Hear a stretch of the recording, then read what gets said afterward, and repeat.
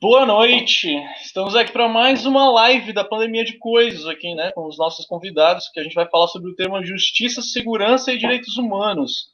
Lembrar você que está nos assistindo pelo Facebook, Instagram, WhatsApp, vem assistir aqui com a gente pelo YouTube. Escreva mensagens, comentários, vem participar aí com a gente aí dessa live, né? E vamos lá, né? Afonso, Boa gostaria de noite. apresentar aí os nossos convidados? Muito obrigado, Lai. Boa noite. Eu vou apresentar, então, o Gabriel Sampaio, que é advogado, coordenador do Programa de Enfrentamento à Violência Institucional e de Litígios Estratégicos do Conectas Direitos Humanos, o defensor Pedro Carriello, da Defensoria Pública do Rio, na capital federal, o Alexandre Félix Campos, investigador de polícia na Polícia Civil do Estado de São Paulo e policial antifascista, o Gato, que é nosso parceiro, né, mediador aqui, e o Laio, claro, que está sempre nos organizando, né, sempre aqui coordenando. Bom, gente, eu propus esse tema, na verdade, para o canal Mais Direitos Humanos, porque essa campanha foi muito pautada pela questão da segurança pública, né? Então, era como se votar no Bolsonaro fosse uma forma de melhorar a nossa segurança. Hoje o Brasil chegou já a 84 mil mortos, né? E o Brasil parece estar mergulhando rapidamente, né, no seu antigo, né, já assim clássico darwinismo social, justiça de classe, punitivismo do Brasil do século XIX, né? E além disso existe todo um marketing, né, do mal, como eu digo, que criou essa dicotomia, direitos humanos de um lado e segurança do outro. Então, como que as pessoas progressistas podem se apropriar de uma segurança humanizada, né? O que a gente pode propor para esse cidadão que está vendo mais de 60 mil homicídios por ano, né? E, ao mesmo tempo, tem os programas de televisão dizendo que está tudo um caos, né? E que algo tem que ser feito e temos que mudar tudo. E espero que as mulheres participem bastante aí nesse chat, porque a gente acabou sendo 6 aqui, né? Olha só. Então, as mulheres têm que fazer bastante perguntas aí pelo chat. A Valéria, que talvez esteja nos acompanhando, advogada também da OAB. E vamos começar, então, o nosso bate-bola aqui, bate-bola, né? Pelo Alexandre. Eu queria saber, assim, Alexandre, da sua experiência. Primeiro, para a gente conhecer mais esse mundo, né, dos policiais. Você dos policiais, um policial antifascista, né? Queria que você dissesse, então, quem é esse policial? Quem é essa pessoa que se torna um policial? Que formação ele tem? Por que ele se deixa seduzir tanto pelo bolsonarismo? E também sobre os casos de depressão, como é esse dia a dia do policial? Bom, boa noite, Afonso. Boa noite aos demais. Então, Afonso, como eu sempre tenho conversado, eu sempre tenho trazido como uma forma de apresentação do que nós precisamos, né, de qual é a nossa escolha por um mundo melhor, é justamente entender quem é esse cara, quem é esse policial, né? E o que leva esse policial a agir de forma violenta, forma extremamente letal nas ruas. E a resposta é simples, cara.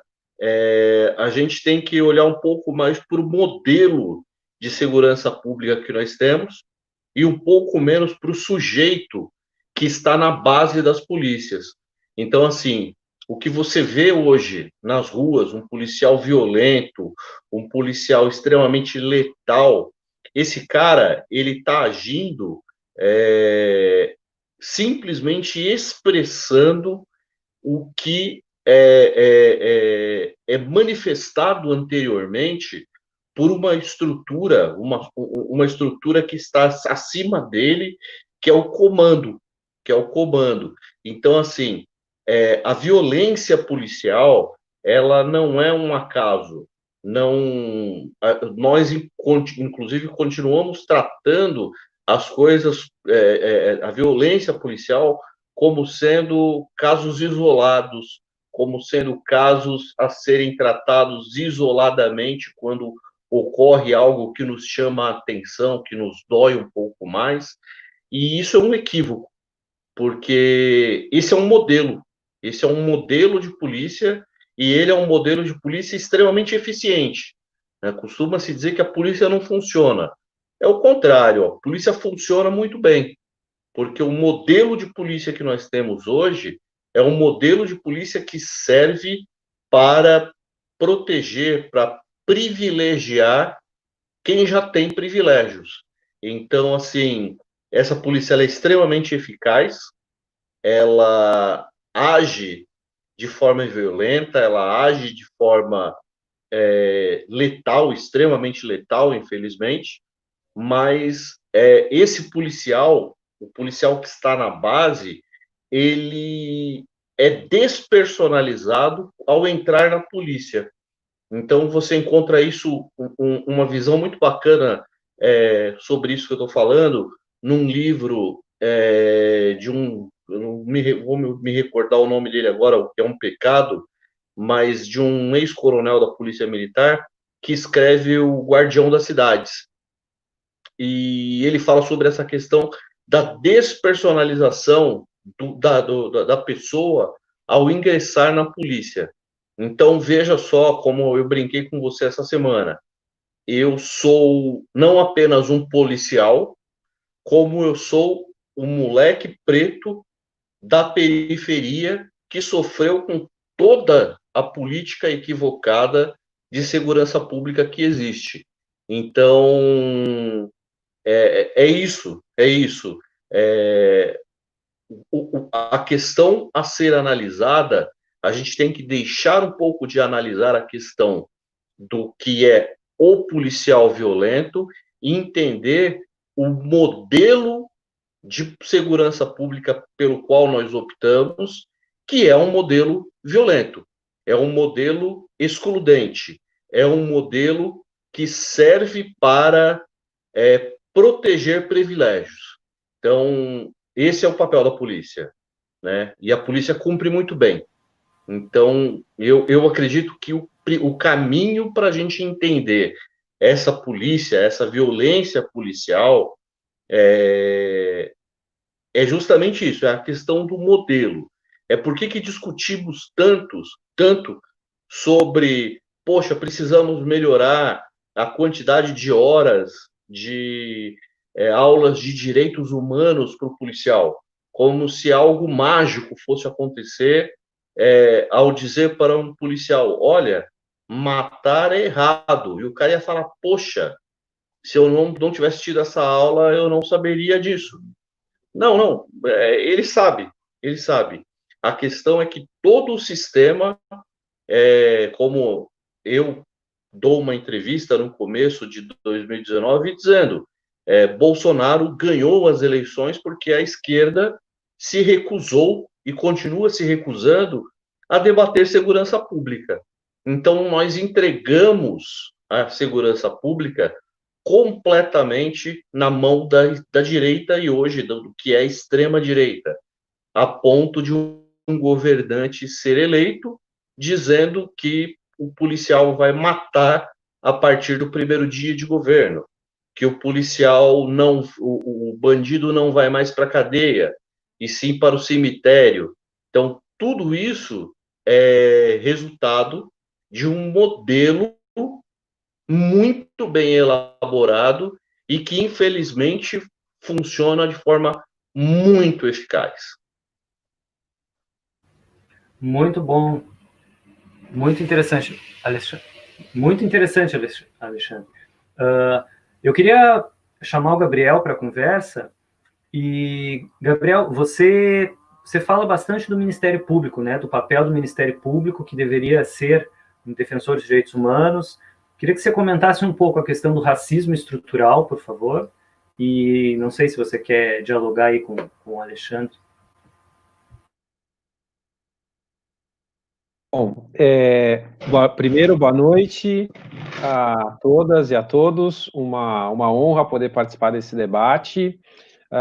Dizer que, além de fazer um cumprimento muito especial a todos vocês, Afonso, Alexandre, Carlos Eduardo, dizer que é uma honra aqui estar com o Pedro Carriello, companheiro de tantas lutas, e com quem tenho a oportunidade de estar ao lado em alguns debates importantes sobre a defesa dos direitos e das garantias fundamentais, dos direitos humanos no nosso país, né? Bom, acho que, inicialmente, é importante compreender o que é a complexidade da discussão sobre o racismo estrutural no Brasil, né? E eu sempre ressalto que o professor Silvio Almeida tem um mérito importante na obra dele, quando ele distingue a questão do racismo institucional do racismo estrutural, né?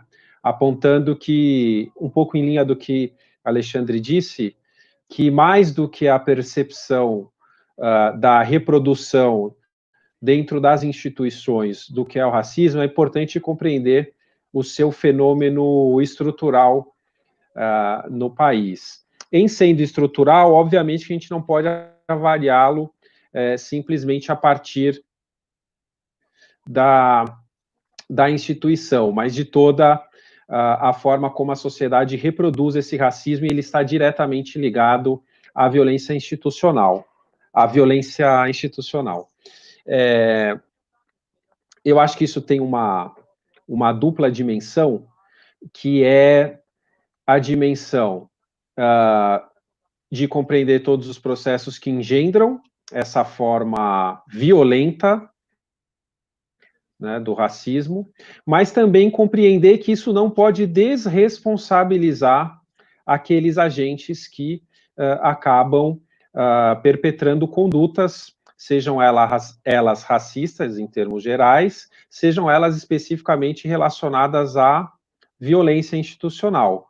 Evidente que nós precisamos afirmar a relevância e a importância do controle do uso da força e reforçar a responsabilidade de todo agente público que detenha o monopólio do uso dessa força. Portanto, há um compromisso de cidadania, que é o compromisso de exercer esse controle, ainda que nós tenhamos problemas estruturais, nós não podemos, em alguma medida, desresponsabilizar aqueles agentes que perpetram atos ilegais, especialmente os ligados à letalidade no uso da força, né?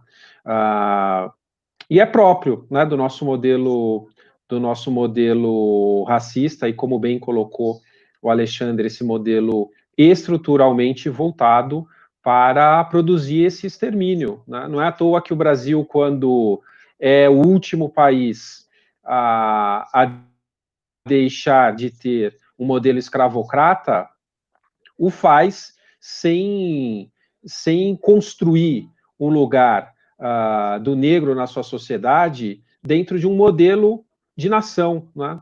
Antes de promover a abolição da escravatura, nós tivemos uma lei de terras que impediu a posse da terra por parte da população negra.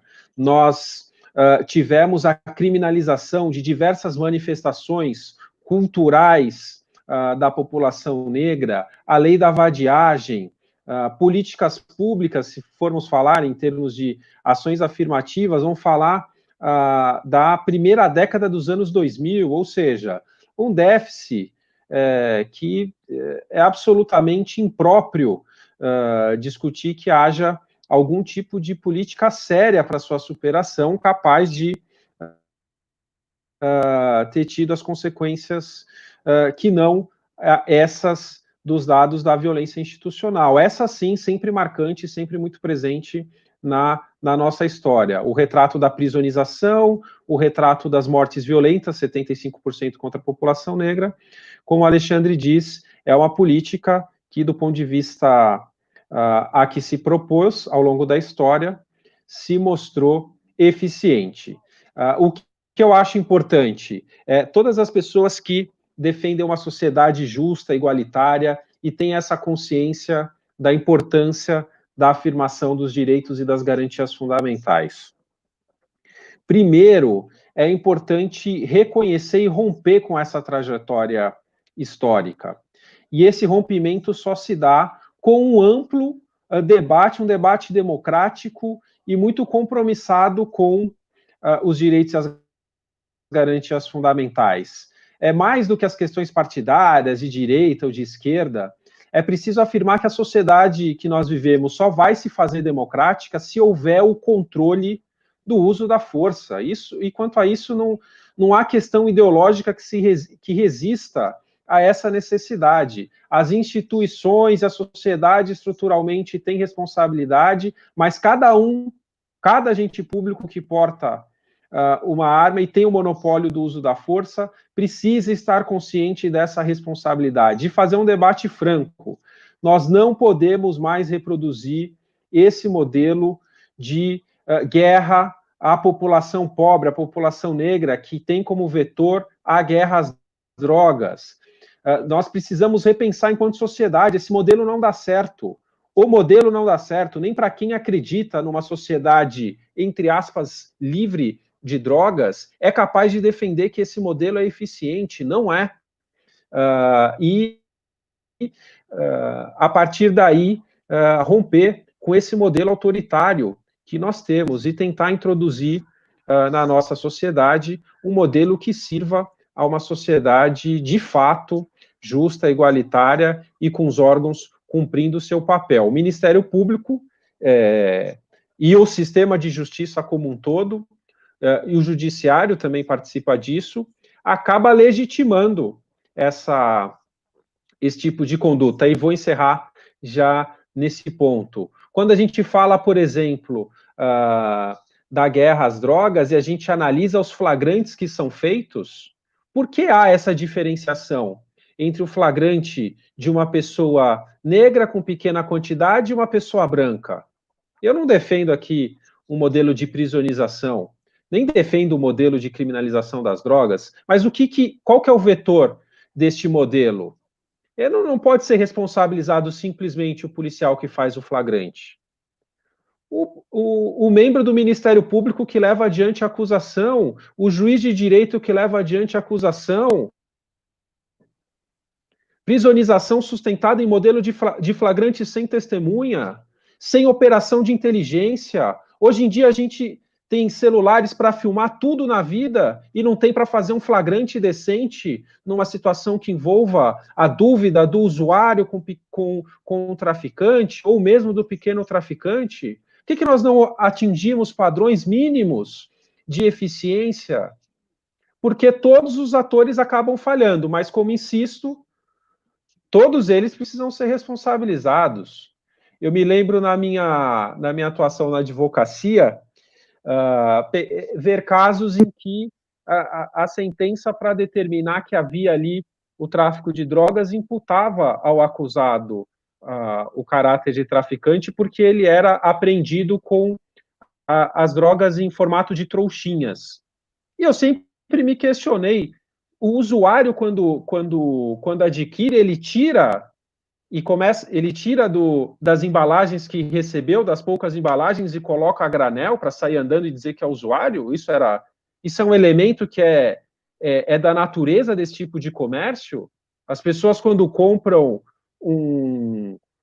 qualquer coisa, saem tirando das suas embalagens para dizer que é para consumo ou não? Então, essas coisas vão se reproduzindo e assumindo uma naturalidade que são incompatíveis com a própria lógica. Então, ou nós enfrentamos um debate que tenha como vetor fundamental a superação não só do racismo, mas essencialmente do racismo estrutural, mas dos limites que as instituições acabam se colocando para reproduzir esse modelo, ou nós vamos continuar vivendo esse déficit democrático que nós temos hoje na nossa sociedade. Nossa, quantas questões, né? Dá vários programas aí. Gato, você quer comentar alguma coisa? Quer perguntar? Eu preferi ouvir o que o Pedro tem a falar, porque eu acho que eu vou fazer uma questão que talvez envolva os três companheiros aí, pode ser? Certo, eu vou então puxar um assunto, mas aí o Pedro desenvolve como ele quiser, porque, claro, o Pedro está perto da defensoria, né? Na defensoria, e tem um discurso muito forte que a gente escuta, é o do encarceramento em massa, né? E, ao mesmo tempo, quando a gente ouve vocês, defensores, falando sobre, como disse agora o Gabriel, né, sobre os julgamentos, sobre a situação da cadeia, é apavorante, né? E isso também não tem a publicidade que deveria, né? Eu queria que você primeiro começasse assim falando, é o encarceramento que vai resolver? É o punitivismo? Como você vê isso? Então vamos lá, inicialmente, boa noite a todos, é um prazer também. Só uma questão, tem microfone aberto aí, está entrando som. É melhor, para a gente que não vai falar, acho melhor fechar o microfone. Não sei se o Alexandre quer fechar aqui na esquerda embaixo. Tá, certo. Obrigado, Pedro. Vamos lá. Boa noite a todos. Obrigado pelo convite. Acho que vai ser importante dialogar nesse período de não só de pandemia de saúde, mas de pandemia, vamos chamar assim, social, né? Uma loucura, né? No sentido de você perda de referência, né? Quando a nação hoje atinge números, né, de genocídio em termos de mortes, né? De fato, genocídio, né? A gente precisa dialogar, tentar buscar saídas, soluções, pressões sociais. E essa pandemia, é evidente que ela ultrapassa e ela acaba também chegando, e como chega, né? Chega com uma força muito grande, justamente nesse extrato social, né? Na periferia, chega dentro do sistema prisional. Portanto, o sistema de justiça também ele sofre com essa pandemia. E aí que eu queria um pouco, a todos vocês aqui, estou achando excelente o debate, dar um olhar, né, de certa forma, sobre o sistema de justiça e a pandemia e essa questão do poder punitivo e a massa carcerária. Rapidamente, eu queria situar vocês, lembrar vocês, o início dessa pandemia. E aí a luta, é muito importante frisar isso, a luta política, lá no início, em março, era por busca de fazer valer uma recomendação, ou seja, a recomendação 62 do Conselho Nacional de Justiça. Olha que veja, não é porque o Ministério da Justiça, na época ocupada pelo Moro, houve uma resistência, houve uma ideia de dizer que vai soltar todo mundo, livrar-se todo mundo. E aí as entidades, a sociedade civil, as próprias defensorias, formaram um coletivo, uma luta muito importante. E o primeiro passo, veja, era fazer prestigiar a Resolução 62, que era nada mais que uma recomendação do Conselho Nacional de Justiça, que é um órgão diretivo, no sentido, olha sistema de justiça, olha juízes de primeira instância, tribunais, até tribunais superiores.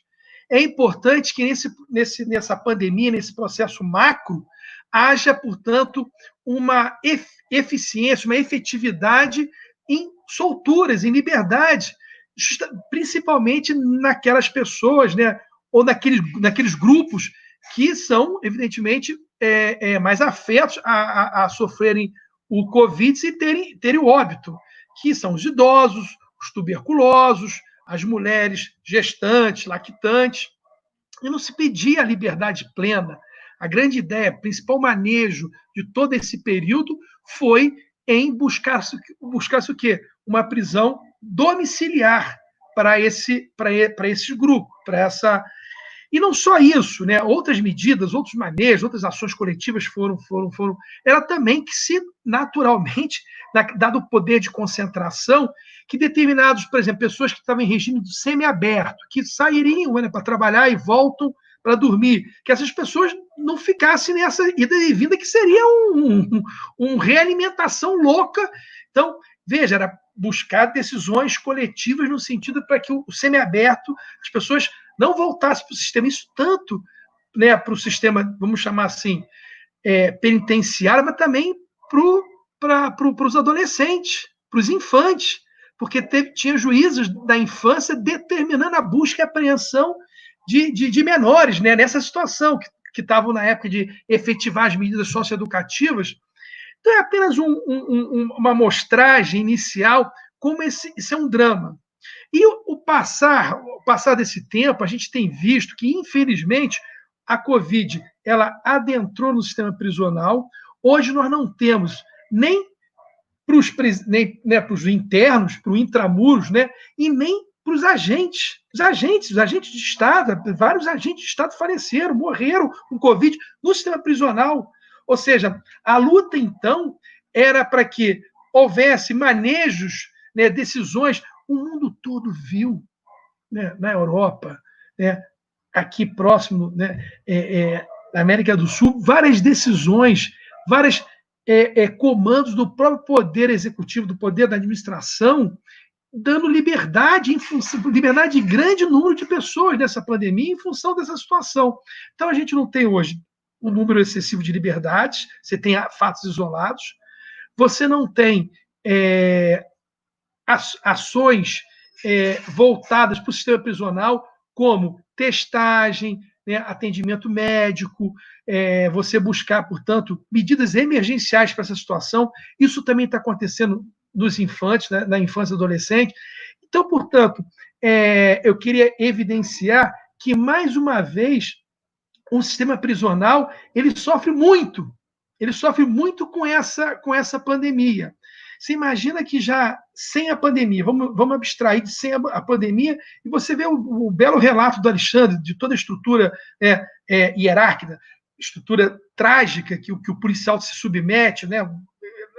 Depois você vê uma visão do Gabriel na questão racial, né? E, portanto, isso antes da pandemia. Você imagina tudo isso com a pandemia. Você imagina tudo isso com uma doença que efetivamente está matando. E veja, ela, né, nas minhas observações iniciais aqui, ela transcende quem está no sistema prisional, porque ela atinge a preocupação de uma família. É notícia do preso, é visita que não tem, é o corpo jurídico, a defensoria, que agora, pelo menos no Rio, está começando a fazer o atendimento depois de 4 meses, que é natural, mas, ou seja, veja que aflição é de você ter alguém, né, um sistema prisional, que você não tem medicação, você não tem testagem, você não tem a possibilidade de fazer uma filtragem, botar as pessoas, você não tem atendimento familiar, porque não dá toda essa situação.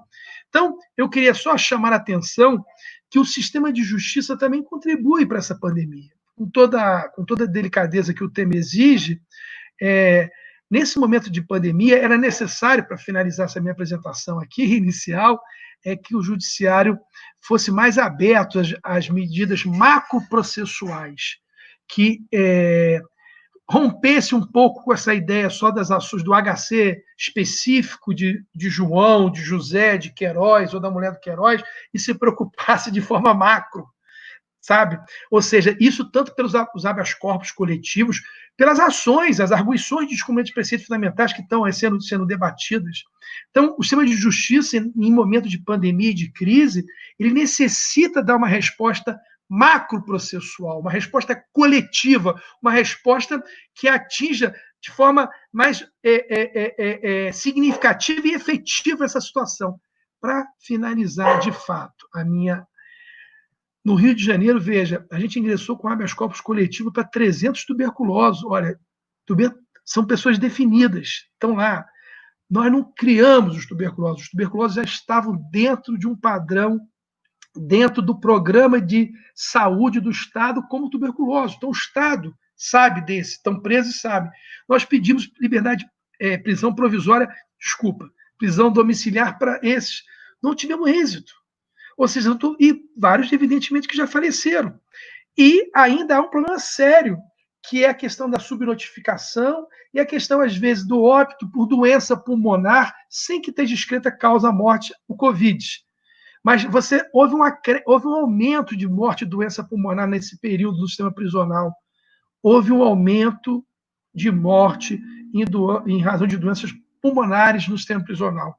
É isso próprio dado que a gente já tem através de informes aí. É isso. Só meu inicial, dizer que o sistema de justiça, ele também, né, de certa forma, quando eu falo sistema de justiça, eu falo Poder Judiciário, Ministério Público, falo Defensoria, falo as corporações de segurança pública, né, evidentemente que elas contribuem, infelizmente, para essa pandemia. Sabe que no sistema nazista, né, quando começou o nazismo, na década de 30, os primeiros a sofrer foram os presos, né, que perderam totalmente seus direitos como seres humanos, né.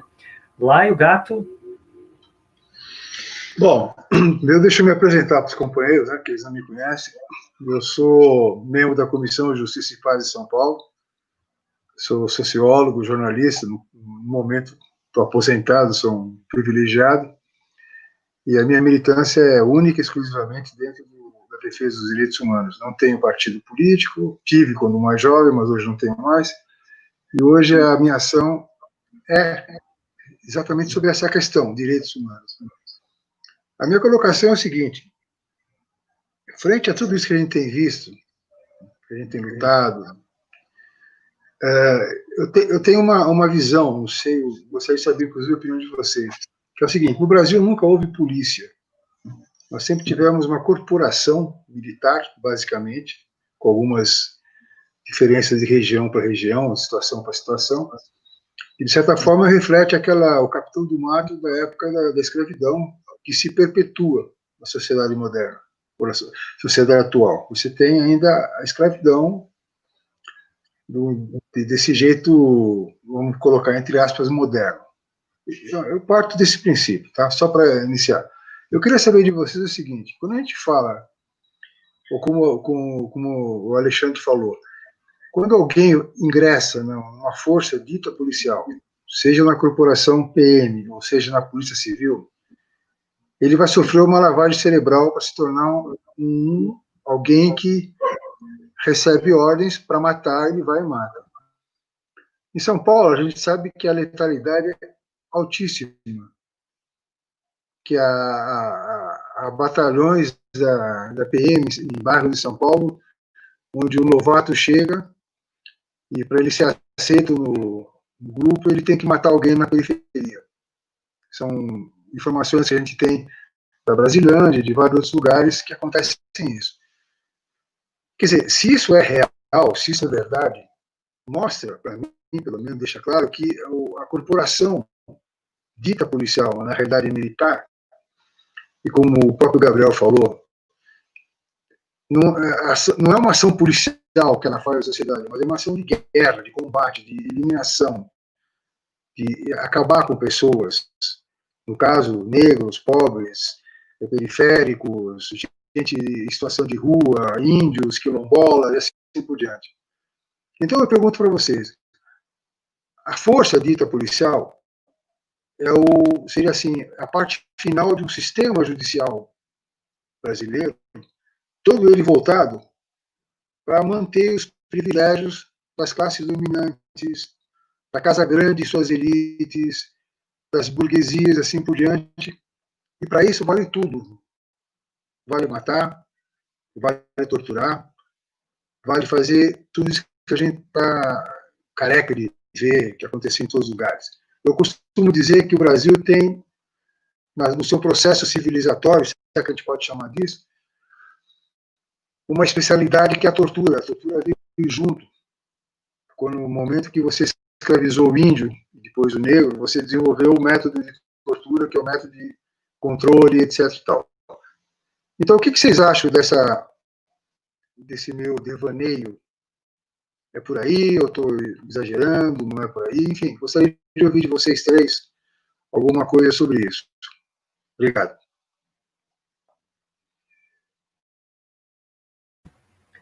Quer começar, Alexandre?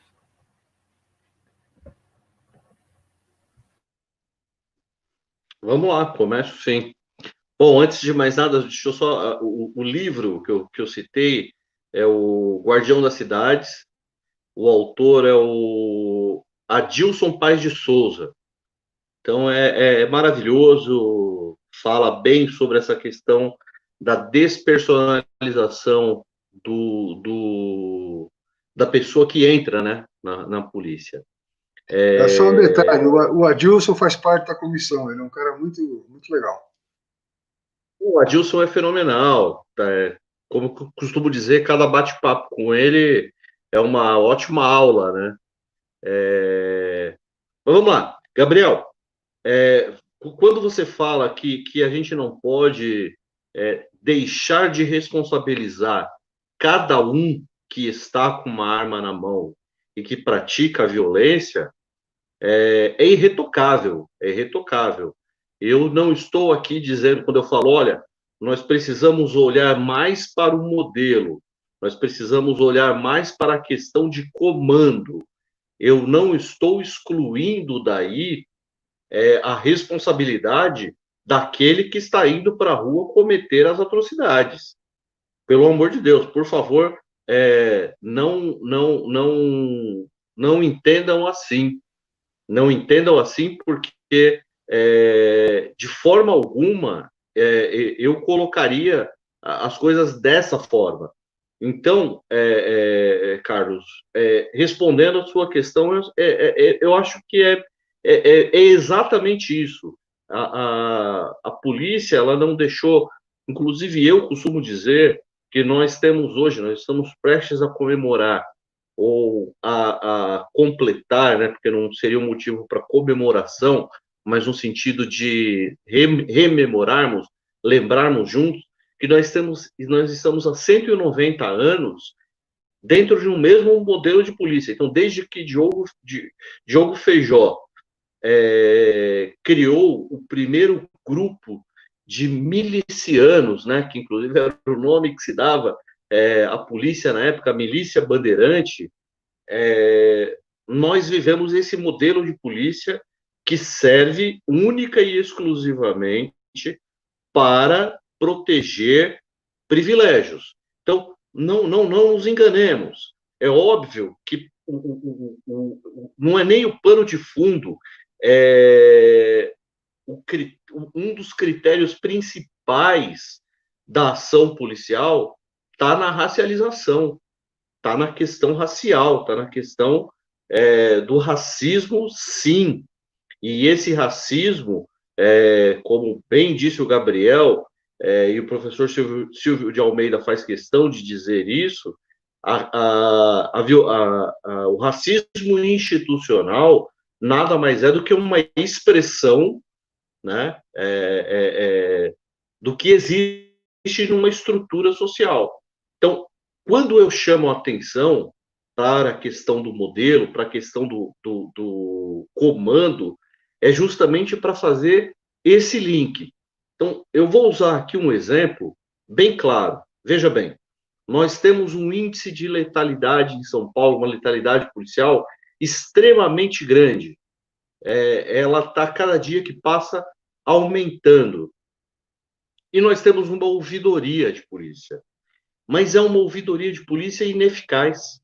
É uma ouvidoria de polícia que não serve para absolutamente nada além de relatar o que está sendo relatado todos os dias. Então, o papel que faz a ouvidoria de polícia, a ponte jornalismo, faz melhor, né?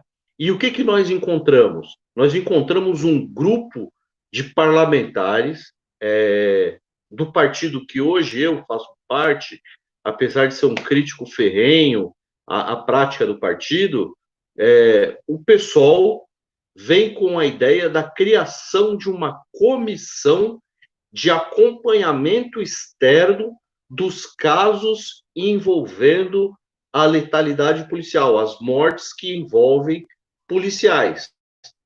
Poxa, qual que vai ser o nosso trabalho para o resto da vida? Contar mortos? Contar as pessoas que morrem pelas mãos da polícia? Ou nós precisamos parar com isso? Nós precisamos barrar essa ação. Então, o que eu entendo é que nós precisamos parar com isso. Nós precisamos, primeiro, tirar um pouco a questão do policial. O policial, ele não pode ser um defensor dos direitos humanos. O policial, ele tem a obrigação de ser um promotor dos direitos humanos.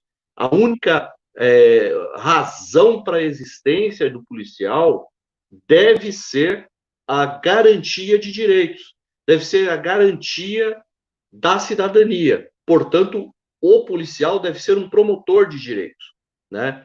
Só que não é isso que acontece. Não é isso que acontece. O policial, a pessoa, o indivíduo, ele entra dentro de uma estrutura, dentro de um sistema, E esse sistema está funcionando para massacrar, para matar o negro, o pobre, o LGBT, e isso está lá, isso já está na estrutura. Quando o policial, como eu, por exemplo, que sou nascido e criado em Guaianazes, negro, vivi toda a violência policial na pele, entro na polícia, a polícia me convence de que existe um inimigo, e esse inimigo precisa ser combatido. Então, convido, inclusive, a todos que leiam o manifesto dos policiais antifascismo, do movimento dos policiais antifascismo, onde lá nós dizemos, nós não estamos em guerra. No entanto, todas as polícias são treinadas, são criadas para aparentar, para simular uma guerra. Onde está o grande problema disso? A polícia diz para mim que eu tenho que combater um inimigo. Só que quando ela descreve para mim o inimigo, quando ela fala para mim qual é o inimigo que eu devo combater, eu me olho no espelho e vejo que é uma pessoa igual a mim. É uma pessoa de pele preta, uma pessoa de pele parda, uma pessoa que vive na periferia. Então, a polícia, ela é sim, Carlos, até hoje, ela cumpre essa função de capitão do mato. Ela cumpre uma função de auxiliar dos bandeirantes. Então, ela entra para caçar, para prear, para matar, e ela usa como força de trabalho o próprio negro, o próprio pobre, porque não nos esqueçamos de uma outra coisa muito importante. O policial da base, o policial que age nas ruas, ele não é de um extrato social diferente daquele daquele que ele persegue, daquele que ele entende como inimigo.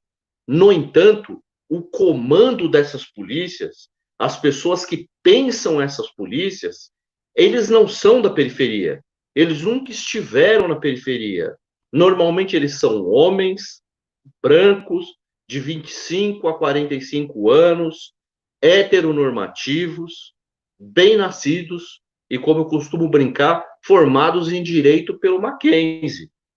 Então, é esse cara que comanda a polícia, é esse cara que pensa na política de ação policial. Então, eu não estou aqui, Gabriel, mais uma vez, para reforçar, para retirar a responsabilidade daquele que age. Não, de jeito nenhum. Eu jamais faria isso. No entanto, nós punimos aquele que age. Tanto nós, quanto o Estado, quanto aquele que mandou o policial agir. Então, aquele que manda o policial agir também pune o policial quando o policial age. E é pego, vamos dizer assim. Porque o grande problema não é o policial ser violento, não é o policial matar, é o policial ser pego. Vou aqui fazer uma comparação meio boba, mas que é válida. O problema não é o desembargador, o juiz, se sentir Deus e agir como Deus nas ruas. O problema é esse desembargador ser filmado fazendo isso na Orla de Santos. Aí todo mundo cai de pau.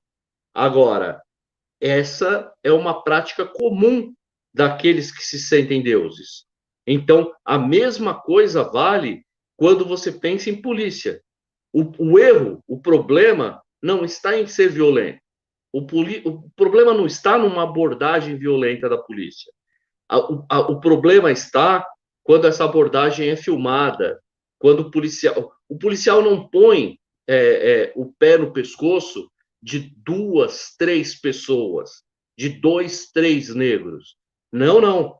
O policial, ele faz isso cotidianamente, porque é isso que ele aprende a fazer. É isso que ele aprende a fazer. Só que quem pensa esse tipo de política nunca é alcançado. Então, para encerrar, não retiro e não peço para que retirem o peso das costas daquele que age, mas nós precisamos começar a pesar um pouco a mão sobre aqueles que mandam agir, aqueles que pensam as políticas de segurança pública. Eu acho que é isso aí. Legal, muito bom. Laio, você tem alguma pergunta aí, alguma coisa? A minha pergunta é bem em cima do que o próprio o Gato falou também, o Alexandre respondeu, é que eu queria saber de vocês, antes até de eu fazer a pergunta do Pedro e também do Gabriel, acho que o Alexandre já respondeu muito bem a visão dele, eu vou só mostrar aqui para todo mundo o livro que o Alexandre estava falando, né, que eu dei uma buscada aqui, achei ele, né, o Guardião da Cidade, né, então a galera aí que quiser, é fácil de achar ele, tá? Para quem quiser aí tá adquirindo. A minha pergunta para vocês é como que vocês veem essa questão do policial como agente inimigo constante das pessoas periféricas, né? Eu queria que vocês, Pedro, Gabriel, falassem também como é que vocês veem isso.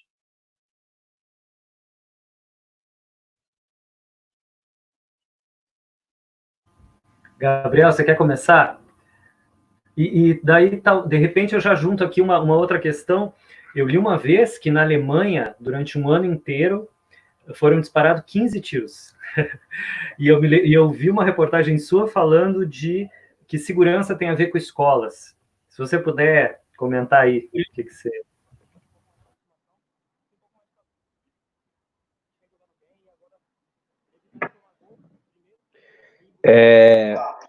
Eu acho que tem uma dimensão importante. Bom, primeiro dizer, Alexandre, acho que mesmo com nossas falas são complementares, eu concordo realmente, acho que é do equilíbrio dessa concepção que a gente vai ser capaz de produzir uma nova segurança pública, né? E num olhar prospectivo, eu acredito muito nessa capacidade, né? Muitas vezes nós nos perdemos nos debates que não são de fatos essenciais. Acho que o Alexandre trouxe um olhar importante aqui. A formação, o modo como o sistema reproduz esse cotidiano, essa dinâmica, e nos tira do foco central. E nós temos um modelo que ele é fadado a ter esse resultado. Então, a gente cita o exemplo que tem muito impacto em todos os dados da violência, e não dá para negar o modelo de criminalização das drogas é um modelo que engendra violência. Então, por mais que a gente conseguisse construir os melhores seres humanos como membros dos órgãos de segurança pública, em outras esferas de atuação, este modelo reproduz injustiça e vai continuar reproduzindo. Enquanto essa questão não for enfrentada, responsabilizar simplesmente o agente público que está lá na ponta, ou mesmo simplesmente se contentar com alguns bodes expiatórios, aí elejam-se alguns, vão ter os bodes expiatórios para serem eleitos. O sistema criminal ele é poderoso nisso. Vai encontrar, o sistema é seletivo, e é seletivo para um determinado grupo, né? Vai ser na periferia para o preto e pobre, nas instituições para aquele que for filmado, e todos os demais vão continuar podendo cometer o crime, enfim. E a gente não vai discutir o que é estrutural, né? E o que é estrutural é que o modelo reproduz desde a sua origem essa forma de criminalização. Bom, e qual a saída, né? Como a gente consegue atingir um padrão civilizado de segurança pública, como a gente rompe, como Afonso diz, essa forma de reprodução para alcançar uma nova. A gente tem como parâmetro do atual modelo, o parâmetro normativo, a Constituição de 88. Ela veio de um processo constituinte que, dentre a história dos nossos processos de construção de Constituição, é o mais rico que nós tivemos, né? Pode ter defeitos, mas com certeza ele parte de uma evolução histórica, né? Nossa primeira Constituição é de 1824, foi outorgada pelo imperador, justamente no momento após a independência do Brasil, em que a grande questão era uma nação independente que queira construir um projeto nacional tem que ser uma nação sem escravismo, sem modelo escravocrata. Não foi isso. As nossas elites, representadas pelo imperador, outorgaram uma Constituição para manter a escravidão. E dali em diante a gente foi tendo os outros exemplos de processos constituintes, dominados ou capturados por essa afirmação de um modelo de sociedade e de nação, que é o que nós temos até hoje. 88 talvez tenha sido uma tentativa de romper esse modelo, que vínhamos então da superação da ditadura, diversos movimentos e ascenso de movimentos sociais para produzir essa derrocada da ditadura e que construíram um modelo constitucional que é repleto de direitos e garantias fundamentais, de direitos sociais, mas que na parte da segurança pública, talvez por uma correlação de forças da época, não se conseguiu avançar. Para a gente ter uma visão de segurança pública cidadã hoje, com base normativa, a gente tem que olhar o sistema constitucional como um todo para extrair a proteção ao direito à vida e outros direitos que fazem parte de um modelo que deveria respeitar mais o cidadão.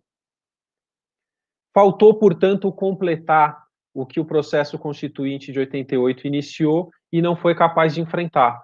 Sob essa mesma lente, essa ótica de consolidar direitos e garantias fundamentais, promoveu uma mudança na segurança pública, que enfrente os seus temas fundamentais.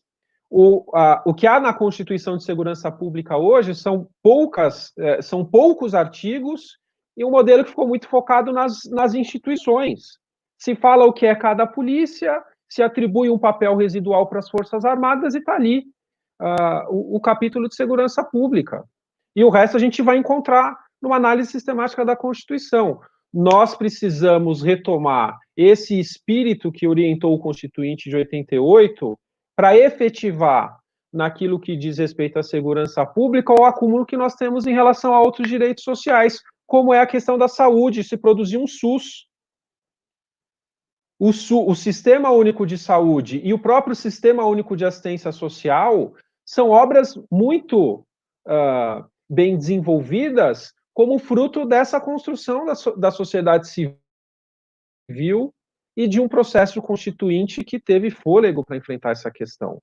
Nós tivemos, de 88 a agora, uma experiência que nos permite enfrentar essa questão de outra forma, a questão da segurança pública. Nós conseguimos ter, com todas as contradições que as instituições têm, um quadro como o Alexandre falando aqui sobre o fenômeno da segurança pública e sobre as polícias com essa capacidade, esse senso crítico, que é o senso crítico de um movimento vindo do interior dessas forças. Nós temos na sociedade hoje, na pauta antirracista, muita convicção em relação a quais são os nós centrais do modelo de segurança pública. Portanto, fugindo das armadilhas criadas para desviar os temas centrais, fugindo das armadilhas, das disputas partidárias ou até algumas das corporativas, nós temos condições de produzir um novo modelo, né? Um novo modelo que esteja calcado no direito à vida, na pauta antirracista e na construção de um projeto nacional que encontre nas instituições do sistema de justiça criminal, das polícias até o judiciário, passando por defensorias e Ministério Público, a promoção dos direitos e garantias fundamentais como a força motriz desse novo modelo. Legal. Laio, você tinha feito uma pergunta, eu não sei se eu acabei passando. Você quer repetir sua pergunta, por favor? Sim, como vocês veem a questão do policial como agente inimigo constante na questão das pessoas periféricas? Pedro, você aí, já fala do juiz também. Vamos lá, eu vou aqui tentar. Eu acho que talvez um pouco na própria origem histórica da polícia. A polícia, por exemplo, a polícia militar, ela começou com a guarda real do próprio Império Brasileiro. Veja, foi criada uma corporação, né? O próprio Alexandre falou um pouco das milícias, mas a institucionalização de uma polícia chama-se Guarda Real. E ainda se tinha muito ali, né, a questão, evidentemente, né, racial, a questão da escravatura. Então, ou seja, na própria gênese da polícia, há quem afirme isso, e há uma cultura brasileira, como o Gabriel já descreveu várias vezes. Eu tenho um inimigo aqui, é um cachorro, às vezes fica. Não sei se vocês estão ouvindo um latido. Estão ouvindo aí? É o meu cachorro. Eu tenho 2 cachorros aqui. Ele quer acabar com a quarentena. Se tiver coisa, eu tento. Acaba a quarentena. Acabar com a quarentena dele. Mas vamos lá. Então, ou seja, há todo um processo, que eu queria evidenciar, um processo histórico, desde a formação da polícia, e concominada com a história do próprio Brasil, bem retratada aqui um pouco pelo Gabriel, e o Alexandre falando também um pouco das milícias. Então, ou seja, é quase cultural, Laio, quase cultural, essa ideia que há um inimigo pré-estabelecido para a polícia, e que não é o poder central. E isso não precisa ser marxista para afirmar isso. É uma realidade que se vivencia, muito, muito claro nisso. E esse processo vem, né, com toda uma cultura de limitação, sempre de direitos, de fiscalização. Isso, evidentemente, vai dar no corpo periférico, vai dar no corpo negro, né, como todo mundo já aqui ressaltou. Eu queria dar um salto e evidenciar 2 circunstâncias muito, muito rápidas. Por que essa preferência? Não que o policial saia de casa com esse intuito, vou pegar o negro, mas é um racismo estrutural, é quase íncito nele, porque foi, de forma centenária, a ele dada esse perfil, Eu já disse isso na tribuna do Supremo, o Gabriel vai lembrar, talvez. Há 100 anos atrás, quando o negro andava na rua, se presumia-se escravo. Hoje, né, as pessoas presumem que ele seja um assaltante, um violador da lei. Então, a presunção só muda um pouco da figura, mas a consequência racial é muito grande. Então, eu queria exemplificar em 2 ou 3 situações aqui como é que é muito difícil essa questão. A Defensoria Pública do Estado do Rio de Janeiro tem algumas pesquisas sobre isso, sobre alguns institutos jurídicos e alguns sistemas de justiça, Galo, Conde, Afonso, Alexandre e Gabriel. O primeiro deles, a famosa audiência de custódia, que é um mecanismo de controle de violência policial, natural isso, e também da própria ideia de liberdade, ou seja, alguém foi preso em flagrante, eu quero saber se esse cara sofreu violência. E, se não sofreu violência, eu quero saber se vale a pena mantê-lo preso, mantê-lo preso. Juiz, essa é mais ou menos bem clara a ideia. O juiz, preso ontem, 24 horas depois, é apresentado a um juiz, a um promotor, a um defensor, a um advogado, e antes há uma entrevista no Rio de Janeiro, pelo menos, com assistente social, passa pelo médico, o médico que faz a análise ali rapidamente, e a gente também faz essa entrevista a ele. Nessa situação de audiência de custódia do Rio de Janeiro, a gente tem uns dados no período de se prende mais negros e na audiência de custódia se solta menos negros. Ou seja, e no Rio de Janeiro você tem um perfil de tipo penal muito, muito comum, que é o tráfico de droga e o crime patrimonial, que é o roubo, o furto. Então, ou seja, não é só por causa do injusto penal. A grande massa carcerária brasileira se perfaz tráfico de droga e crime patrimonial. Nossa, você tem depois um terceiro grupo aí. Mas essas são as duas, não é isso, Gabriel? Não é isso, Alexandre? São as duas massas que a gente sabe que... Pedro, esse crime patrimonial pode ser um celular, é isso? Sim, pode ser um celular, pode ser uma picanha. pode ser, às vezes, uma pasta de dente, pode ser muita coisa. É evidente que vai alterar com violência, se é com ameaça ou não. Mas vamos lá. Então, olha um dado. O primeiro dado é esse: se prende mais negros e na audiência de custódia se soltou menos negros. Não termina por aí.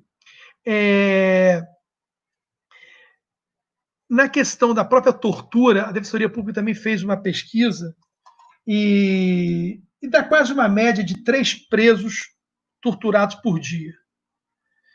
E atingiu um número significativo. 72% dessas pessoas que são torturadas, elas são negras. São negras. Isso está nos dados. Um outro e terceiro último exemplo, para não esgotar demais aqui a minha fala, a minha participação. Se vocês quiserem cortar, não tem importância não perguntar. A gente conseguiu ter um êxito muito importante no Superior Tribunal de Justiça.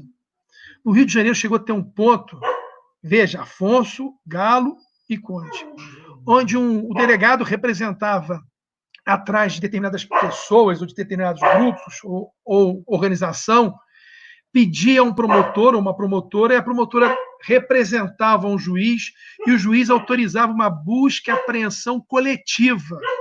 Eu chegava assim, da rua tal, ali, na boca da Avenida Brasil, até a rua tal, do outro lado da favela da Maré, uma busca e apreensão antes que se autorizava que o policial entrasse naquele, vamos chamar, me permita, naquele quadrilátero, né? Naquela comunidade periférica, com uma caneta só, ele fazia, entre aspas, uma limpeza. Você imaginou, mas vamos ser honestos aqui, você imaginou se eu quero pegar alguém num prédio em Ipanema, ou nos Jardins, ou aí na Riviera Uruguaia, um prédio só que você autoriza todos os apartamentos para uma única pessoa, você imagina pegar isso num bairro, numa comunidade periférica. E com argumento ainda, olha que o argumento que o Ministério Público defendeu, que não caberia HC coletivo para defender essas pessoas. Ou seja, utilizar de um mecanismo coletivo para restringir um direito fundamental de uma busca de apreensão de um sujeito determinável, onde que você não tinha uma coisa determinada. Então, o único mecanismo de você lutar contra isso era um HC coletivo. A gente só foi ter êxito isso no Superior Tribunal de Justiça e com voto brilhante do ministro Sebastião Reis, é importante falar isso, na sexta turma, o ministro Schietti também deu um grande voto, né? Mas eu quero dizer que foi uma coisa trabalhada, algo que não foi assim, não foi... Então, eu só quero exemplificar como é que a questão, toda a estrutura da violência policial, toda a sua razão, ela está ao lado da questão racial. Por isso que a polícia ela é violenta. Mas não é só a polícia que é violenta, o judiciário também é violento. Isso o Alexandre tem razão. Né? Que a polícia ela faz o serviço sujo, ela faz o primeiro serviço. O judiciário faz um serviço mais refinado, em dado momento. Quando o judiciário legitima um flagrante, né? Nós temos uma pesquisa também de sentenças criminais, de mais de quase 3 mil sentenças, onde que um grupo de estatísticos da Defensoria Pública, que tem pesquisadores, estatísticos, fez uma leitura nas razões de condenação e o perfil condenatório das pessoas presas por tráfico de droga no Rio de Janeiro. Como tem uma pesquisa do Marcelo Semer, que ele até também trabalha um pouco com nossos dados. O perfil é de garoto, jovem, com menos de 50 gramas, onde que a base da prova, Alexandre, não é uma prova investigatória, isso é um outro problema sério que a gente podia levar aqui. A base sempre é o flagrante. Ou seja, você não tem, é mais fácil. E são 2 policiais militares. Eu não estou aqui discutindo agora, nesse momento, policial militar ou não, na condição dele, né, que é subimportante discutir. Mas eu quero mostrar que a facilidade, a utilidade do manejo de você pegar o jovem, e na sua maioria das vezes, sem arma, acredite que eu estou dizendo, está na pesquisa da Defensoria Pública. Então, a sentença, a condenação se faz, o processo penal brasileiro se faz por 2 policiais militares. O grande e a prisão em flagrante e a prisão. Isso depois vai para a audiência e essa audiência reproduz o quê? O depoimento desses 2 policiais. Eu, como defensor, tentando desqualificá-lo, tentando buscar algum equívoco. O promotor tentando, ratificar, portanto, evidenciar o que eles têm razão. E aí fica o processo criminal brasileiro que se dá a forma de segurança. Ou seja, 50 gramas, você falou, né?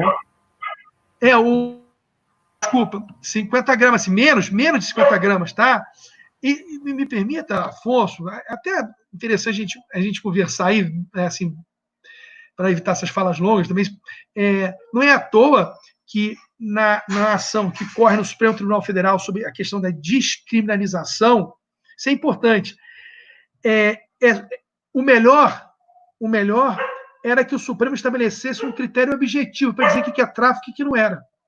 Porque as sentenças, na maioria das vezes, se Pedro Branco, eu, estou com 100 gramas, mas estou aqui no lago, estou em Brasília, no Lago Sul, talvez eu não seja tido como traficante.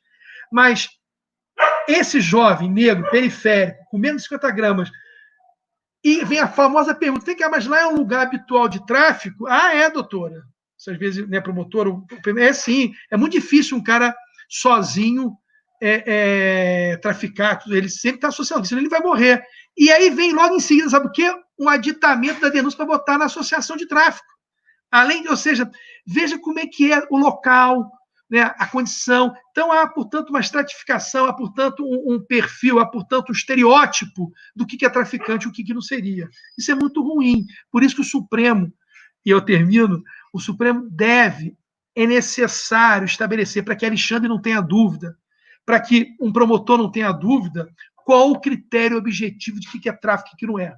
Quanto mais amarradinho, quanto menos discricionário, vai ser melhor para a comunidade, para essas pessoas. Por isso a luta por um critério objetivo, talvez a quantidade seja uma delas. É isso. Pelo menos nesse ponto.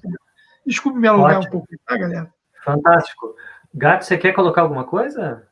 Eu gostaria de colocar um assunto que eu queria colocar uma nova personagem nessa história. Eu queria saber de vocês o que vocês acham. Quando o Gabriel falou da Constituição de 88 e que pouco mudou no quesito segurança pública em termos de polícia, etc. e tal, a gente sabe hoje que houve uma pressão muito grande das Forças Armadas para que mantivesse a corporação PM existindo da forma como existe, porque, inclusive, a PM continua sendo uma extensão das Forças Armadas, é isso? A minha questão é a seguinte: a gente fala muito da ação dita policial, na realidade, de uma corporação militar, que é a PM, eu acho que a gente se esquece de colocar o papel das Forças Armadas, especialmente depois da ditadura civil-militar de 64, nesse quadro. Eu tenho para mim que as Forças Armadas, elas representam exatamente como é que eu diria assim, o grande exemplo dessa repressão dita policial, na realidade militar. Por que eu falo isso?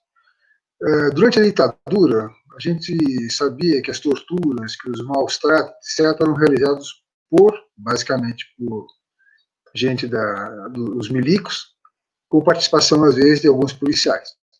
Mas, basicamente, eram os militares que faziam as torturas, matavam, desapareciam os corpos, etc. Fim da ditadura, do ponto de vista formal, esse processo continuou mesmo. As torturas continuaram, as mortes continuaram, o desaparecimento de corpos, mas não mais nas mãos dos militares, passaram a serem feitas exatamente pelas corporações ditas policiais, mas militares. Então, a sensação que eu tenho é o seguinte: você tem uma relação direta das Forças Armadas, dos milicos, na repressão, com o que acontece nas capitais, nas cidades, nas periferias, quando você vê essas corporações militares atuando como vocês mesmos colocaram, de forma de combate. Um exemplo, você em São Paulo, aqui em Sampa, Na periferia é comum a PM usar aquelas como é que se fala, SUVs, com 4 ou 5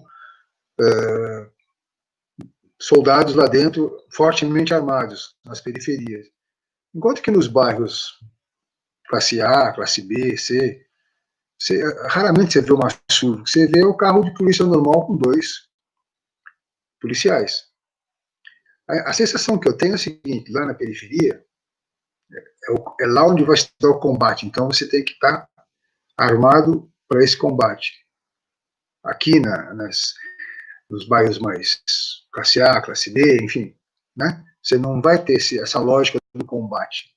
Você continua tendo uma lógica da repressiva, não uma lógica do combate. Então eu queria saber de vocês. Vocês acham que existe essa relação? Forças Armadas, o que elas fizeram na ditadura, o que não fazem agora, mas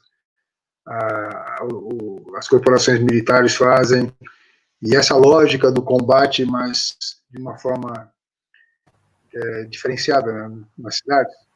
E juntando com isso, o que o Adriano Diogo, deputado, sempre conta, né, que esse modelo colonial na Argélia veio treinar depois os milicos aqui, né, os militares em tortura, tudo, né, o Paul Sarrés e tal, enfim, né. Alexandre, você quer comentar de repente um pouquinho?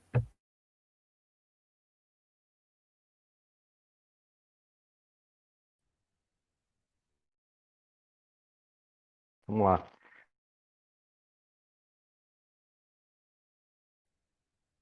Aí, estão ouvindo? Acho que agora sim, né? Então, vamos lá, Pedro. Para começar, eu achei bacana você falando, né, do embate do defensor público com o promotor, e me fez lembrar aquela cena do julgamento no Alto da Compadecida, né? Que o João Grilo disse que coisa que ele nunca suportou na vida foi promotor, cachorro, sacristão e soldado de polícia, né? Então, esse embate com o promotor de justiça realmente é algo complicado. Viva Ariano Suassuna. Pedro, viva Ariano Suassuna. Pedro, eu vou ter que discordar de você, cara, porque assim, você disse o seguinte, o policial não sai dizendo hoje eu vou prender ou hoje eu vou matar um negro. Isso, até 2012, talvez fosse uma alegação que nós pudéssemos usar. Em 2012, em Campinas, São Paulo, nós temos uma determinação por escrito de um comandante de uma companhia da Polícia Militar dizendo que os policiais devem abordar prioritariamente pretos e pardos. Então, o racismo institucional na polícia já não é algo que dá sequer para a gente dizer que, olha, o policial ele não sai para ser racista, ele não sai pensando naquele dia em acessar o seu trabalho a partir da abordagem de um negro. Sim, cara, a polícia é racista e isso está escrito. Isso está escrito. Então é uma determinação que está escrita. Isso hoje é inegável. Isso é inegável. E a partir daí, eu tenho 3 pontos que eu gostaria de colocar, que eu acho que até responde um pouco o que o Laio falou e o que o Carlos também coloca, que é o seguinte: essa questão da militarização, essa coisa da constante ação do policial como inimigo da população. Então, quando nós falamos em militarização, a gente não está tratando única e exclusivamente da polícia militar. Então, como eu falei, desde 1831, nós temos esse mesmo modelo de polícia. Esse mesmo modelo de polícia. É óbvio que durante a ditadura militar no Brasil, de 64 a 85, nós tivemos um agravamento ou um aperfeiçoamento do uso desse modelo militarizado de segurança pública. Só que nós não podemos esquecer, e Pedro, eu te peço que, eu acredito que você entenda isso até bem melhor do que eu, que é o seguinte: nós temos no Brasil, e só no Brasil, uma figura chamada delegado de polícia. E essa figura, delegado de polícia, serve única e exclusivamente, ela nasceu, ela foi criada para dar contornos de legalidade à ação violenta dos policiais nas ruas. Então, assim, na época, começo do século XIX,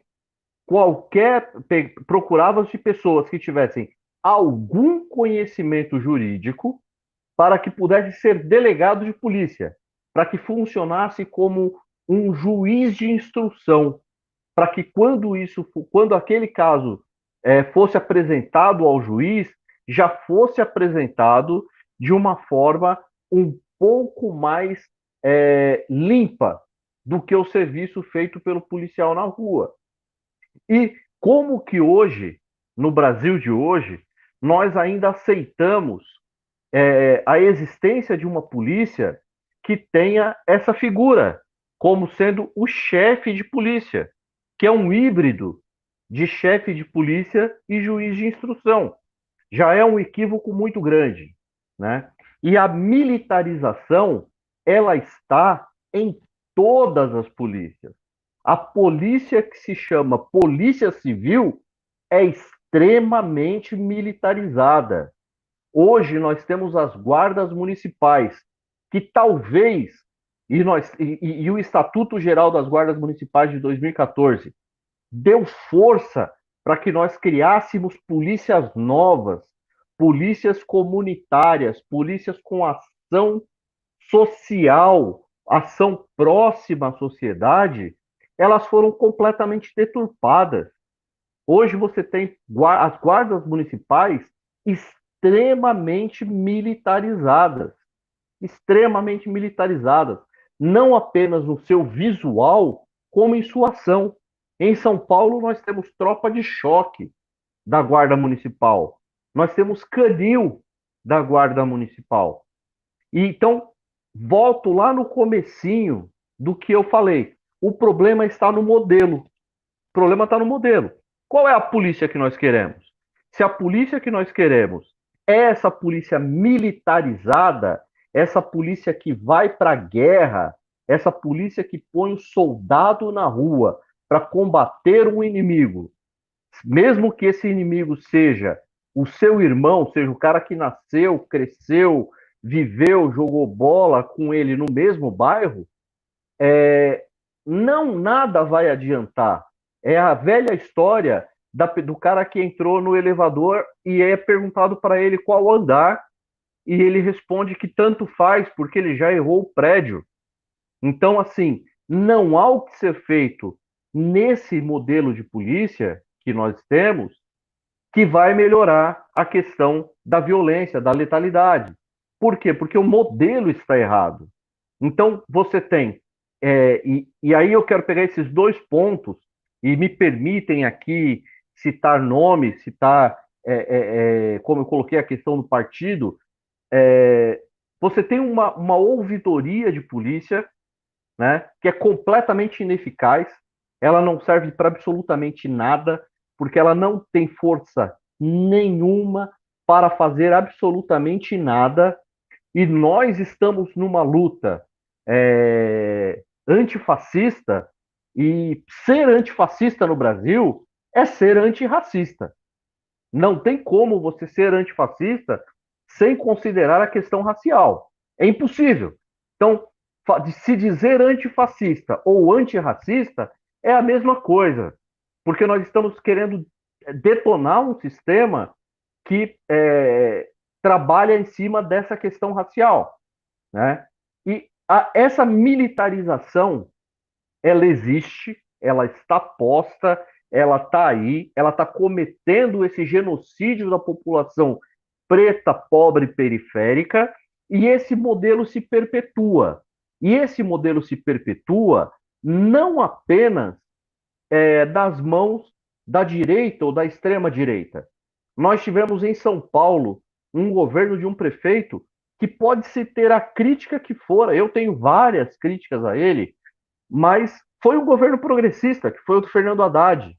No entanto, foi justamente durante o governo do Fernando Haddad, tendo como secretário de Segurança Urbana, Segurança Pública de São Paulo, o Benedito Mariano, que nós tivemos a maior militarização da Guarda Municipal. A Guarda Municipal foi para as ruas para recolher cobertores, jornais, papelões de pessoas em situação de rua, né?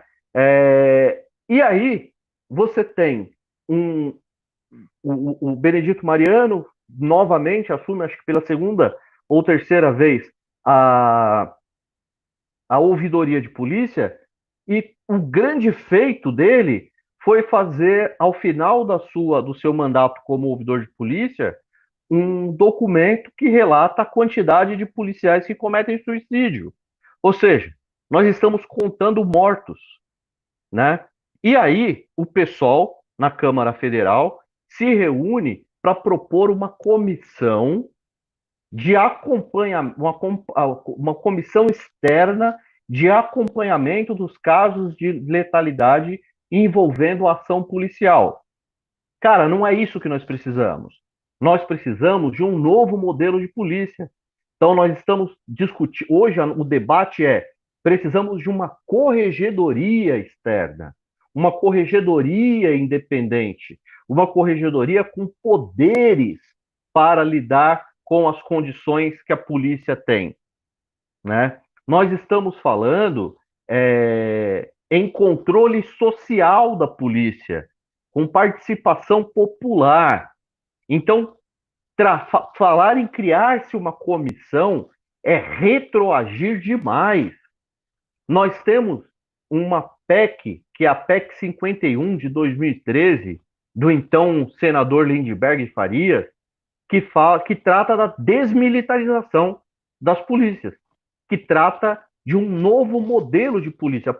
Existem algumas coisas ali, por exemplo, deixa de se tratar de uma coisa importantíssima, que é a autonomia das polícias técnico-científicas, né, das perícias criminais, mas é o que nós temos de melhor nos últimos anos com relação à mudança de modelo de polícia.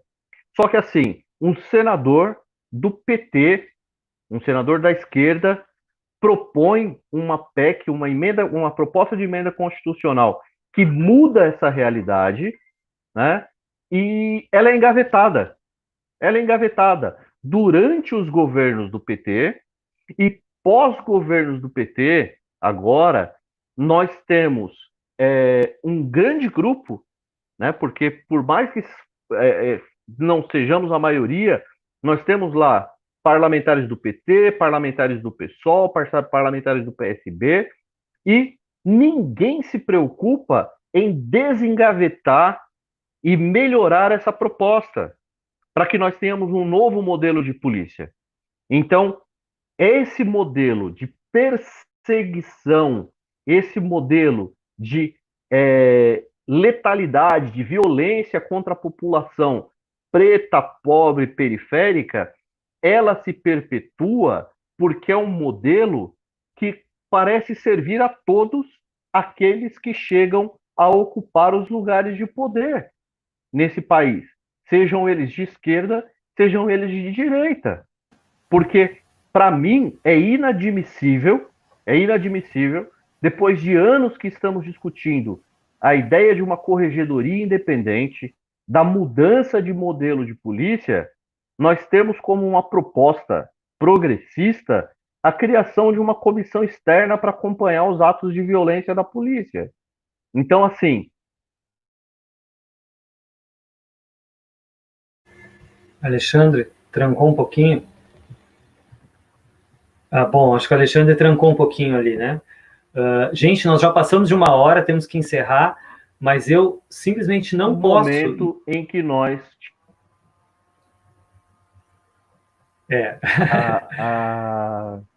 Alexandre, você está nos ouvindo? Tá.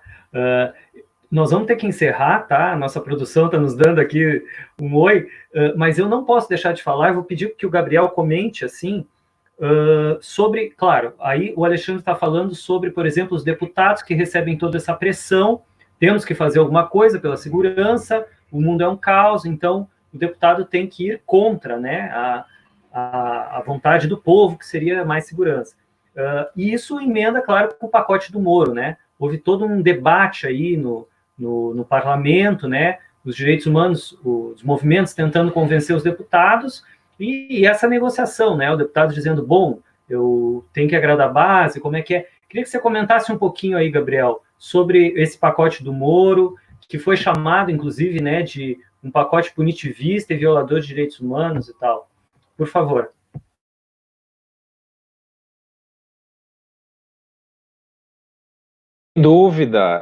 Sem dúvida, Afonso, você faz uma crítica importante, e até a primeira pergunta que apelo de segurança que está se atendendo com esse tipo de proposta, né? Segurança de quem e para quem, né? Então, esses conceitos precisam ser colocados, né?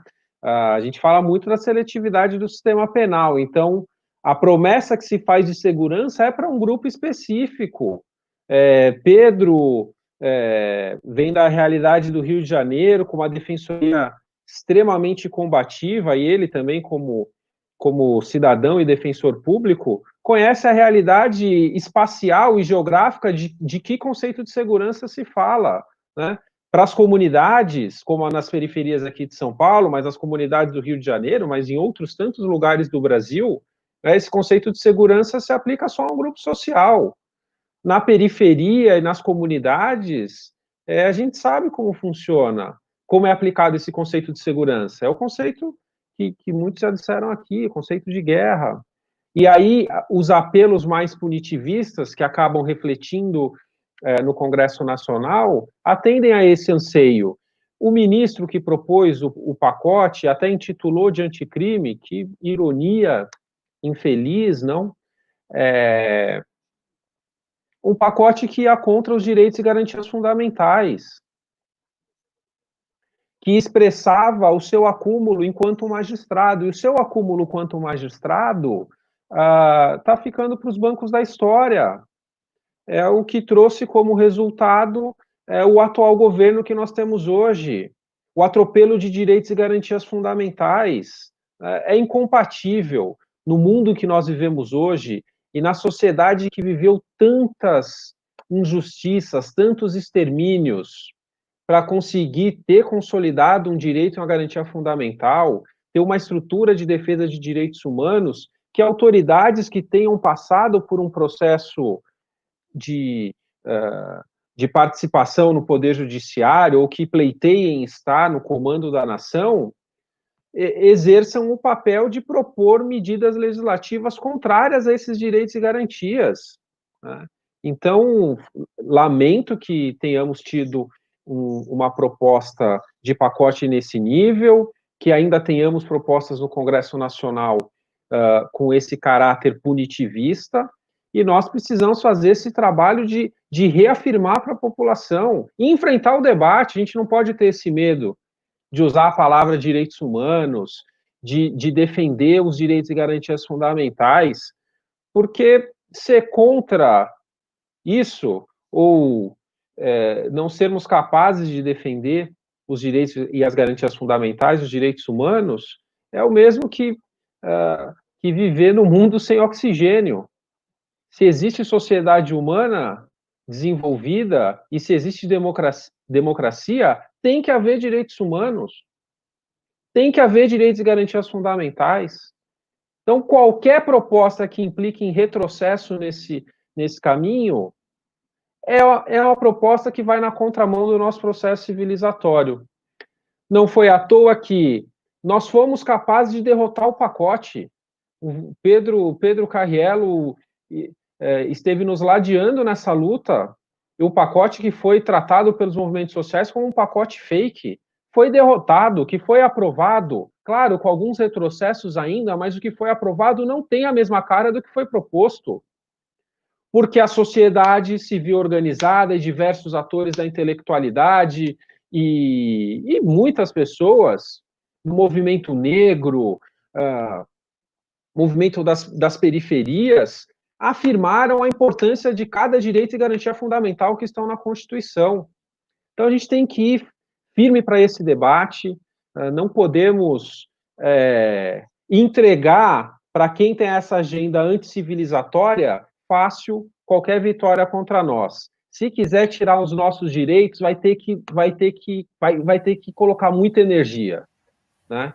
Então, eles combinam que vão nos matar, né, a cada dia, mas a gente tem que combinar, a gente tem que responder que nós não vamos aceitar sermos mortos ou perder os direitos que nós temos, né? É pela memória de Zumbi, de Dandara, de Acotirene, de Olga, de tantas pessoas que entregaram e tombaram nessa luta para a gente ter esses direitos. Eu aproveito, então, para agradecer a oportunidade de ter estado com vocês e estou sempre à disposição para as próximas oportunidades. É um debate que a gente Obrigado. inicia, né? Tá iniciando, e agradeço também ao canal Direitos Humanos aí por nos receber. Pedro, considerações finais, iniciais de um novo tempo, e fico feliz que você deu o HC para o seu amigo aí que estava latindo.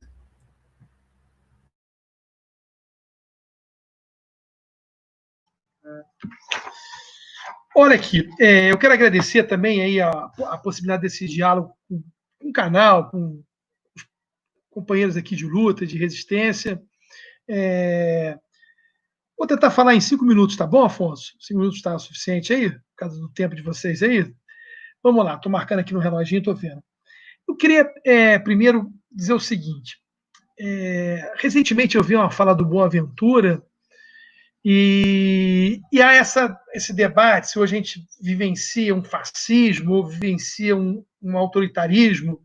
Bastante interessante a construção dele. O que eu acredito, de certa forma, uma visão mais macro, tanto de segurança pública, mas como de democracia e de cidadania, Alexandre, Gabriel, Galo, Conde aí, é a reafirmação dos direitos fundamentais. Eu acho que a gente precisa fazer valer, e é justamente no período de, vamos chamar assim, de crise constitucional, no sentido, não da própria Constituição, porque a Constituição está bem, mas dessa loucura, né, de fascismo, de autoritarismo, de medidas de genocídio em relação tanto na questão da violência policial, quanto na questão da própria pandemia, é você fortalecer os direitos fundamentais. Eu não estou fazendo um discurso institucionalizado, não, mas é de suma importância. Paralelamente a isso, que eu quero aqui lembrar, historicamente, é que essa naturalização da violência, ela se dá na ditadura militar, mas se dá também lá atrás, ela se dá no Império.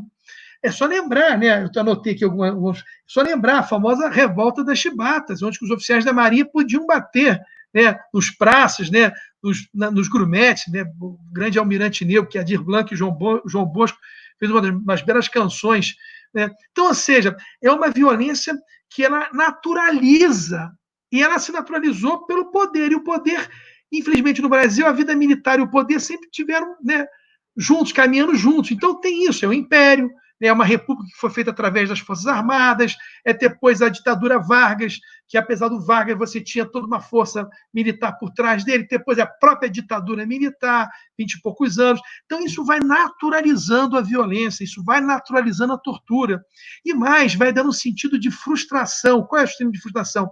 Se você não tem, portanto, um processo dialético, uma cultura de respeitar o outro, por exemplo, se uma investigação não dá certo, e aí você utiliza da violência para que ela possa atingir os seus resultados.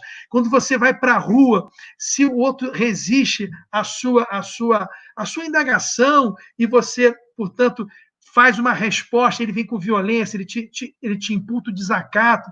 Tudo é uma cultura de militarização, também mas é uma cultura da violência que vem embutido na sociedade brasileira. Para melhorar isso, né, você tem hoje a PEC do Lindenberg, da unificação da polícia, tem um circo completo, que é uma outra discussão interessantíssima, que não acabou a gente não discutindo aqui, ou seja, para que duas polícias? Não estou dizendo mas para que duas polícias? Uma faz uma coisa, outra faz outra. Por que não faz um circo completo, uma só? Inclusive, não é só de botar uma roupagem, um nome só nas duas, não. Galo, Afonso e lá. Por que não economizar essa atuação e fazer uma atuação única, né? o ciclo completo precisa de um debate muito melhor, mas tem alternativas, tem propostas a serem feitas na violência. Mas, rapidamente, de imediato, se me perguntar se eu sacasse assim, um as da manga, dessa pouco cabelo, uma cartola, é a efetivação dos direitos fundamentais pela Constituição, pelo Supremo Tribunal Federal. Exemplo, a DPF 635, não é isso, Gabriel? Quando ela determina, quando o ministro Supremo determina, olha, polícia, nesse período de pandemia, dá uma segurada na violência policial, está proibido o uso de helicóptero, está proibido que governador, Witzel, fale, é só um tirinho na cabecinha. É preciso que, de forma democrática, que a engenharia constitucional, que a engenharia política, que forças como Alexandre, antifascista, o sistema de justiça democrático como nós, possamos reagir. Mas é na Constituição a saída para a gente. Eu não estou querendo ser positivista, não, galera. Pelo amor de Deus. Às vezes, eu tenho uma descrença do direito, mas eu quero mostrar que não tem outra saída senão fortalecer os direitos fundamentais. Essa é a minha mensagem final, o meu manto. É isso. Só gato, lembrando que não é galo, é gato. Gato. É muito bem. Ó, o Pedro tá fazendo cinema mudo ali, ele não... Eu queria pedir desculpa pela indelicadeza. Não, estou brincando. É só acusação. Você não conhece o gato. Ele é o próprio... sei. Gato, você quer já fazer assim suas observações? E também vamos indicar um livro? Será que você tem alguma coisa aí na cartola também? Até lembrar a galera do chat aí, mas eu não tenho nada, tá aí, não. manda suas indicações de livro, filmes, músicas e docs aí para indicar. Você perguntou, eu tenho, posso falar? Por favor. Quer ver? Ai, meus cachorros estão aqui. Eu até comprei essa semana. Deixa eu ver aqui, que eu sou... É um pouco essa discussão da pauta identitária. E porque a pauta identitária custa muito caro à esquerda, não é isso? E foi uma pauta que o Bolsonaro construiu muito aí em cima dessa... não estou querendo deixar de lado essa pauta identitária, não. Mas me indicaram, e eu comprei aqui o nome do livro. Ai, meu Deus, deixa eu achar aqui. Pronto, Armadilha da Identidade. É esse livro que eu queria indicar a vocês. Eu não comecei a ler, mas me indicaram, eu li a sinopse, achei muito interessante, já que é para indicar um livro, eu vou indicar esse aí, Armadilha da Identidade, que, deixa eu ver o autor dele. E também não vou deixar de falamos tanto nele, o Silvio de Almeida, o Racismo Estrutural. Acho que um completa o outro aí. Vou marcar aqui, se me permitem. Vou fazer que nem o Moro, não, pô. E nesse caso eu não li, mas lembro nenhum dos dois. Quer dizer, o Racismo Estrutural eu já li, mas o outro eu não li ainda, já encomendei. E eu lembro de algumas biografias que eu li. Obrigado aí. Muito bem. Alexandre, tem aí? Alexandre, tem indicações também? Não, eu não vou indicar um livro, cara. O livro que eu já falei aí no começo, já deu spoiler aí. O Guardião da Cidade, que eu acho que é uma boa... É uma forma bacana da gente poder entender essa despersonalização da pessoa mesmo, que se torna policial. Mas eu quero indicar, sim, cara, uma leitura.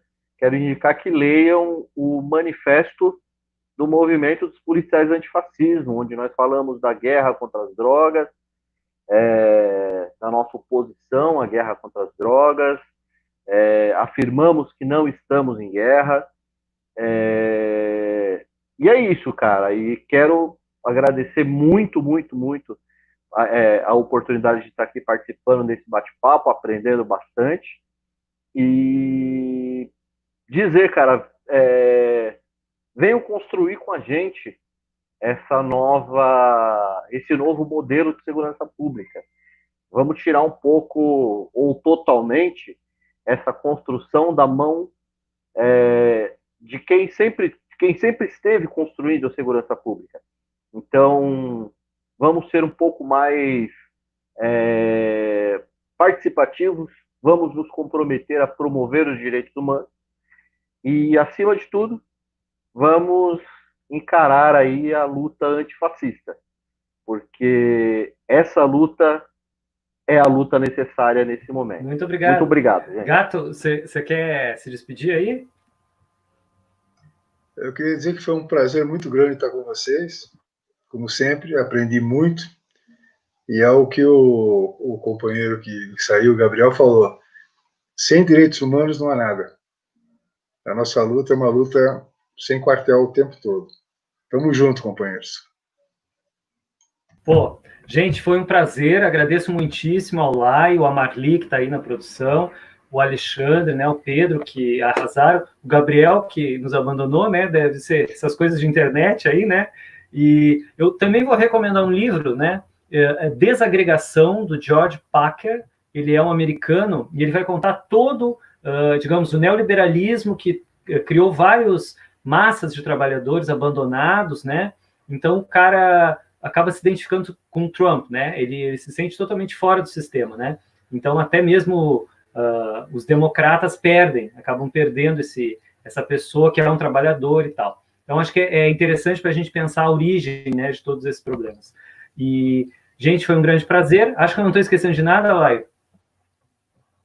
Não, eu vou fazer também a recomendação e deixar aqui aberto também para o Alexandre, para o Pedro, para o Gabriel, que acabou também caindo, convidando vocês a estarem de novo também aqui, até se vocês quiserem a gente continuar esse assunto, porque é um assunto que tem muita coisa para estar se falando, e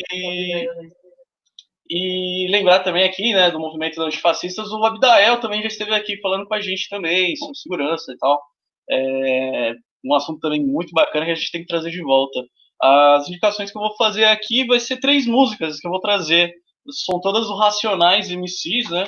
A primeira é O Homem na Estrada, depois vem Final de Semana no Parque, capítulo 4 e versículo 3 aí, né? Fala muita coisa aí desses temas que a gente está falando aí também.